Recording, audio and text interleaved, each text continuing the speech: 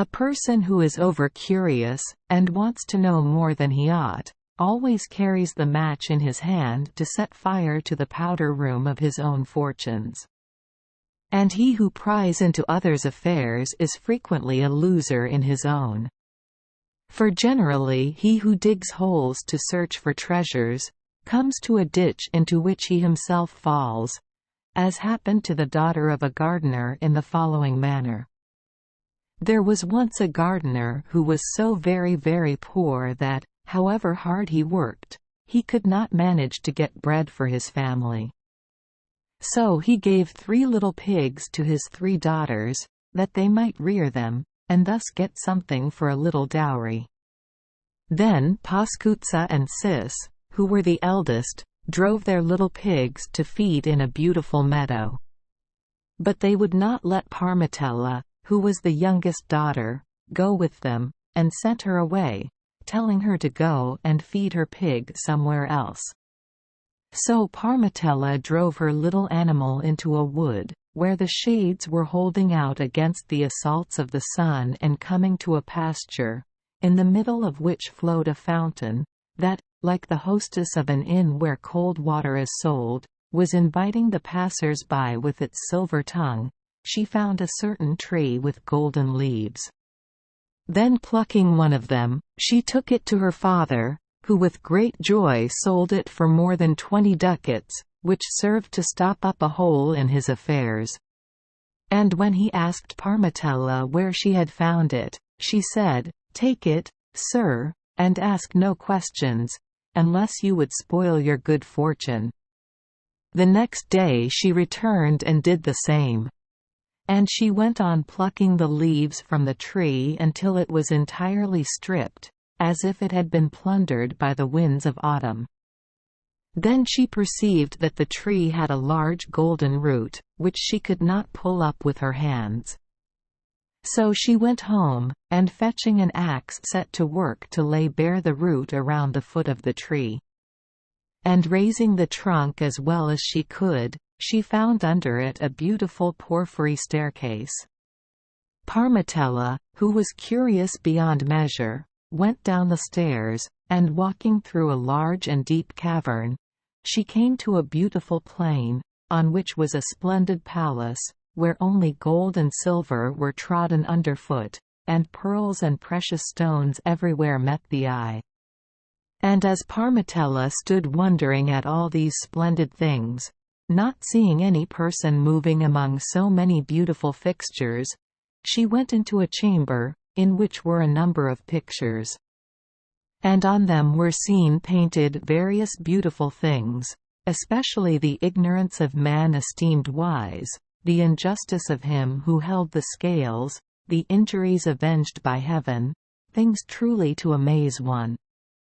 And in the same chamber also was a splendid table, set out with things to eat and to drink.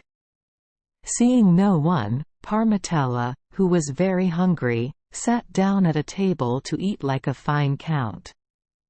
But whilst she was in the midst of the feast, behold, a handsome slave entered, who said, "Stay.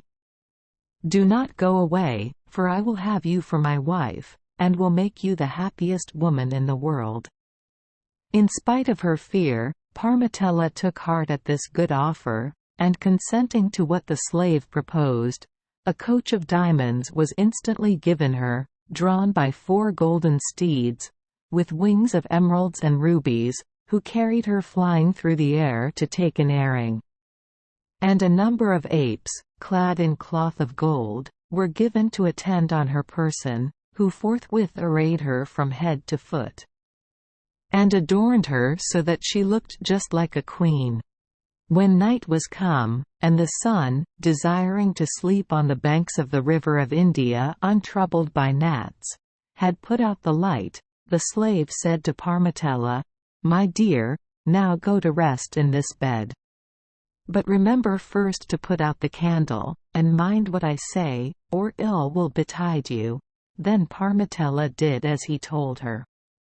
But no sooner had she closed her eyes than the blackamoor, changing to a handsome youth, lay down to sleep. But the next morning, ere the dawn went forth to seek fresh eggs in the fields of the sky, the youth arose and took his other form again, leaving Parmetella full of wonder and curiosity. And again the following night, when Parmetella went to rest, she put out the candle as she had done the night before, and the youth came as usual and lay down to sleep. But no sooner had he shut his eyes than Parmetella arose, took a steel which she had provided, and lighting the tinder applied a match. Then taking the candle, she raised the coverlet, and beheld the ebony turned to ivory, and the coal to chalk. And whilst she stood gazing with open mouth, and contemplating the most beautiful penciling that nature had ever given upon the canvas of wonder, the youth awoke, and began to reproach Parmetella, saying, "Ah, woe is me! For your prying curiosity I have to suffer another 7 years this accursed punishment. But begone! Run, scamper off! Take yourself out of my sight! You know not what good fortune you lose." So saying, he vanished like quicksilver. The poor girl left the palace, cold and stiff with affright, and with her head bowed to the ground. And when she had come out of the cavern she met a fairy, who said to her, "My child, how my heart grieves at your misfortune. Unhappy girl! You are going to the slaughter-house, where you will pass over the bridge no wider than a hair. Therefore, to provide against your peril, take these 7 spindles with these 7 figs, and a little jar of honey, and these 7 pairs of iron shoes, and walk on without stopping, until they are worn out. Then you will see 7 women standing upon a balcony of a house, and spinning from above down to the ground, with the thread wound upon the bone of a dead person. Remain quite still and hidden, and when the thread comes down, take out the bone and put in its place a spindle besmeared with honey, with a fig in the place of the little button. Then as soon as the women drop the spindles and taste the honey, they will say, 'He who has made my spindle sweet, shall in return with good fortune meet.' And after repeating these words, they will say, one after another, 'O you who brought us these sweet things appear.' Then you must answer, 'Nay, for you will eat me,' and they will say, 'We swear by our spoon that we will not eat you. But do not stir.' And they will continue, 'We swear by our spit that we will not eat you. But stand firm, as if rooted to the spot.' And they will say, 'We swear by our broom that we will not eat you.' Still do not believe them. And when they say, 'We swear by our pail that we will not eat you,' shut your mouth, and say not a word, or it will cost you your life. At last they will say, 'We swear by thunder and lightning that we will not eat you.' Then take courage and mount up, for they will do you no harm." When Parmetella heard this, she set off and walked over hill and dale, until at the end of 7 years the iron shoes were worn out. And coming to a large house, with a projecting balcony, she saw the 7 women spinning. So she did as the fairy had advised her. And after 1,000 wiles and allurements, they swore by thunder and lightning, whereupon she showed herself and mounted up. Then they all 7 said to her, "Traitress! You are the cause that our brother has lived twice 7 long years in the cavern, far away from us, in the form of a blackamoor. But never mind. Although you have been clever enough to stop our throat with the oath, you shall on the first opportunity pay off both the old and the new reckoning. But now hear what you must do. Hide yourself behind this trough, and when our mother comes, who would swallow you down at once, rise up and seize her behind her back. Hold her fast, and do not let her go until she swears by thunder and lightning not to harm you." Parmetella did as she was bid, And after the ogress had sworn by the fire shovel, by the spinning wheel, by the reel, by the sideboard, and by the peg, at last she swore by thunder and lightning. Whereupon Parmetella let go her hold, and showed herself to the ogress, who said, "You have caught me this time. But take care, traitress, for, at the first shower, I'll send you to the lava." One day the ogress, who was on the lookout for an opportunity to devour Parmetella, took 12 sacks of various seeds, peas, chickpeas, lentils, vetches, kidney beans, and lupins, and mixed them all together. Then she said to her, "Traitress, take these seeds and sort them all, so that each kind may be separated from the rest. And if they are not all sorted by this evening, I'll swallow you like a penny tart." Poor Parmetella sat down beside the sacks, weeping, and said, "O mother, mother, how will this golden root prove a root of woes to me? Now is my misery completed. By seeing a black face turned white, all has become black before my eyes. Alas! I am ruined and undone, there is no help for it. I already seem as if I were in the throat of that horrid ogress. There is no one to help me, there is no one to advise me, there is no one to comfort me." As she was lamenting thus, lo! Thunder and Lightning appeared like a flash, for the banishment laid upon him by the spell had just ended. Although he was angry with Parmetella, yet his blood could not turn to water, and seeing her grieving thus he said to her, "Traitress, what makes you weep so?" Then she told him of his mother's ill treatment of her, and her wish to make an end of her, and eat her up. But Thunder and Lightning replied, "Calm yourself and take heart, for it shall not be as she said." And instantly scattering all the seeds on the ground he made a deluge of ants spring up, who forthwith set to work to heap up all the seeds separately, each kind by itself, and Parmetella filled the sacks with them. When the ogress came home and found the task done, she was almost in despair, and cried, "That dog Thunder and Lightning has played me this trick. But you shall not escape thus. So take these pieces of bed tick, which are enough for 12 mattresses, and mind that by this evening they are filled with feathers, or else I will make mincemeat of you." The poor girl took the bed ticks, and sitting down upon the ground began to weep and lament bitterly, making 2 fountains of her eyes.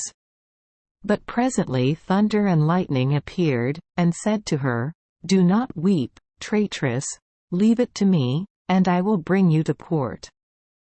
So let down your hair, spread the bed ticks upon the ground, and fall to weeping and wailing, and crying out that the king of the birds is dead, then you'll see what will happen." Parmetella did as she was told, and behold a cloud of birds suddenly appeared that darkened the air, and flapping their wings they let fall their feathers by basketfuls, so that in less than an hour the mattresses were all filled. When the ogress came home and saw the task done, she swelled up with rage till she almost burst, saying, "Thunder and Lightning is determined to plague me, but may I be dragged at an ape's tail if I let her escape." Then she said to Parmetella, "Run quickly to my sister's house, and tell her to send me the musical instruments.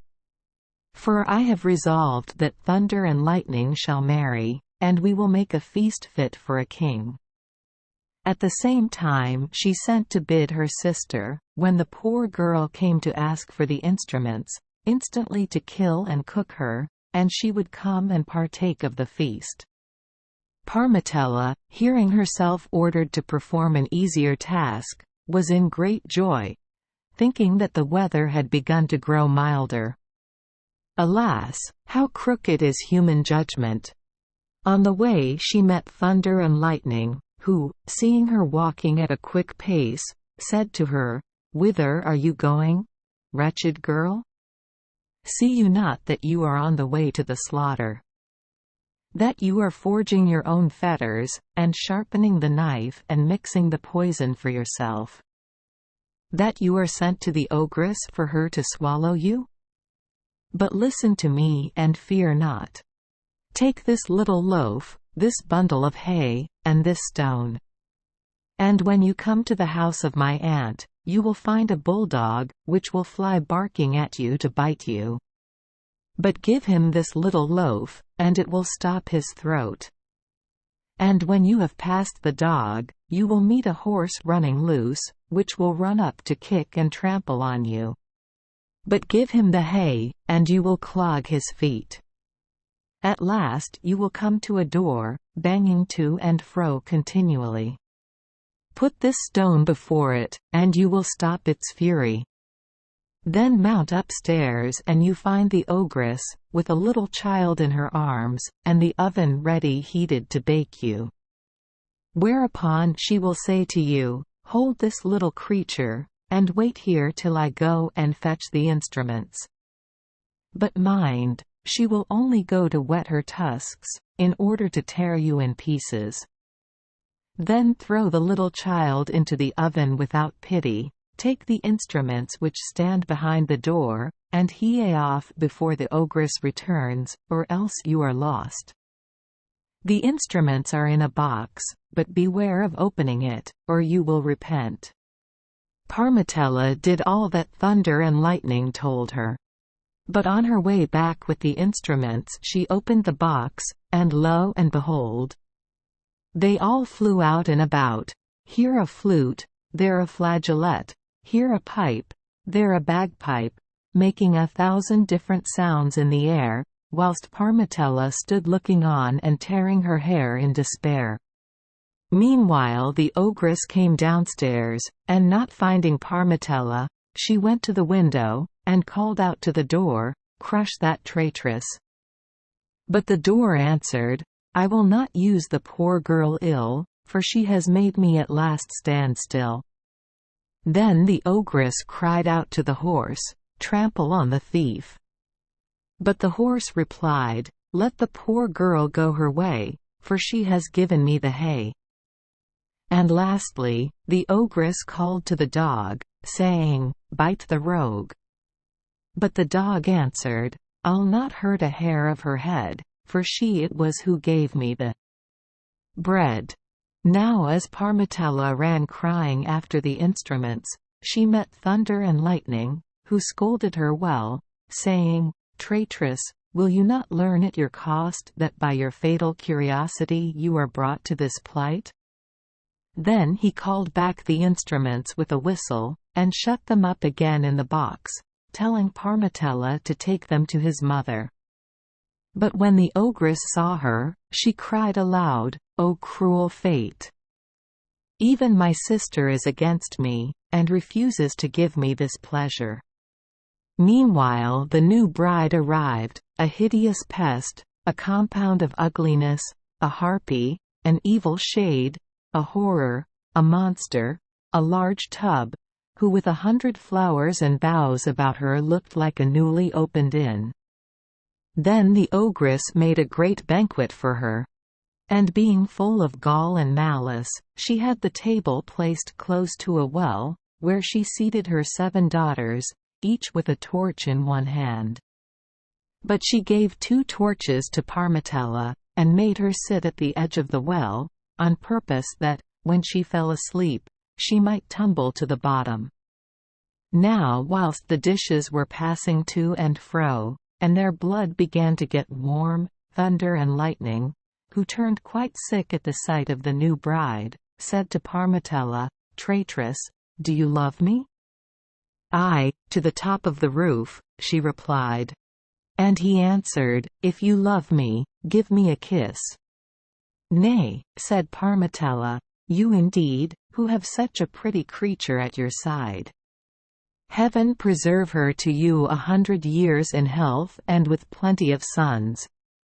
Then the new bride answered, It is very clear that you are a simpleton, and would remain so were you to live 100 years, acting the prude as you do, and refusing to kiss so handsome a youth, whilst I let a herdsman kiss me for a couple of chestnuts." At these words the bridegroom swelled with rage like a toad, so that his food remained sticking in his throat. However, he put a good face on the matter and swallowed the pill, intending to make the reckoning and settle the balance afterwards. But when the tables were removed, and the ogress and his sisters had gone away, Thunder and Lightning said to the new bride, "Wife, did you see this proud creature refuse me a kiss?" "She was a simpleton," replied the bride, "to refuse a kiss to such a handsome young man, whilst I let a herdsman kiss me for a couple of chestnuts." Thunder and Lightning could contain himself no longer. The mustard got up into his nose, and with the flash of scorn and the thunder of action, he seized a knife and stabbed the bride, and digging a hole in the cellar he buried her. Then embracing Parmetella he said to her, "You are my jewel, the flower of women, the mirror of honor. Then turn those eyes upon me, give me that hand, put out those lips, draw near to me, my heart. For I will be yours as long as the world lasts." The next morning, when the sun aroused his fiery steeds from their watery stable, and drove them to pasture on the fields sown by the dawn, the ogress came with fresh eggs for the newly married couple, that the young wife might be able to say, "Happy is she who marries and gets a mother-in-law." But finding Parmetella in the arms of her son, and hearing what had passed, she ran to her sister, to concert some means of removing this thorn from her eyes without her son's being able to prevent it.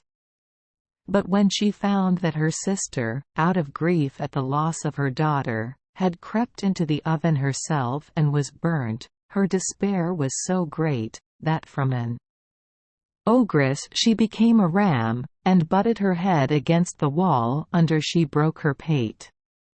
Then Thunder and Lightning made peace between Parmetella and her sisters-in-law, and they all lived happy and content, finding the saying come true, that patience conquers all.